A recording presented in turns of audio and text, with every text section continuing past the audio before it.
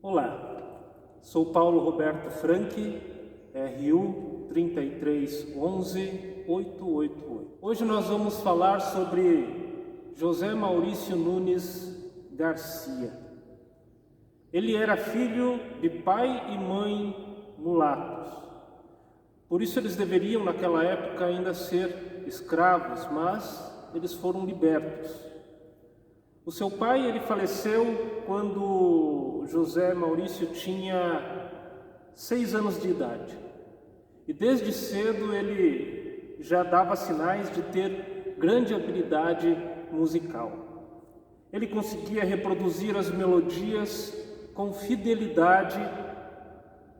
Quando ele ouvia as músicas, conseguia reproduzir com perfeição.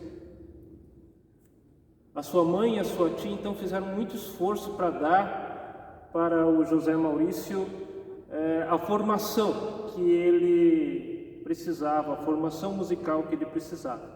E o seu professor era Salvador José de Almeida Faria. Em seu apogeu ele se tornou mestre da capela em 1798. E ele também serviu ao Senado da Câmara, produzindo então obras como as Matinas de Natal e também o seu primeiro requiem.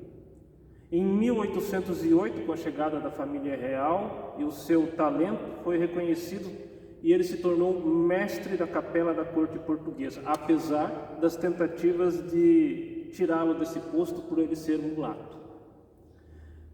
Ser mestre da capela deu a ele a oportunidade de trabalhar com os melhores músicos que haviam na época e também ter acesso a informações musicais que antes não estavam ao seu alcance. E isso ajudou ele a enriquecer ainda mais o seu conhecimento. Em 1811, com a chegada de Marcos Portugal, ele acabou perdendo espaço e prestígio, e a sua vida financeira, que já era irregular, o obrigava a contrair dívidas. Sempre endividado, ele acabou adoecendo. Em 18 de abril de 1830, ele faleceu. Apesar de padre, ele deixou 5 filhos, com Severiana Rosa de Castro. Queremos ouvir então um trecho desta música, a Missa Pastoril, o Kyrie.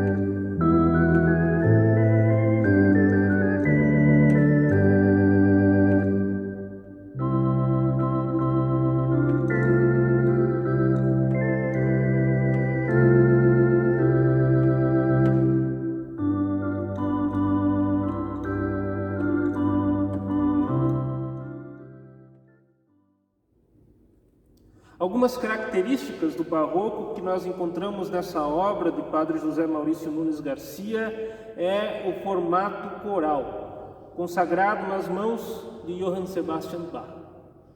Encontramos também indicações de dinâmicas aos intérpretes da partitura, como piano, forte, crescendo, fortíssimo. Também estão registradas na partitura ornamentações que no período barroco muitas vezes não eram registradas, mas eram esperadas pela plateia, ou seja, o músico deveria criá-las na hora, improvisando e mostrando mais uma característica do barroco, que é o virtuosismo nos instrumentos.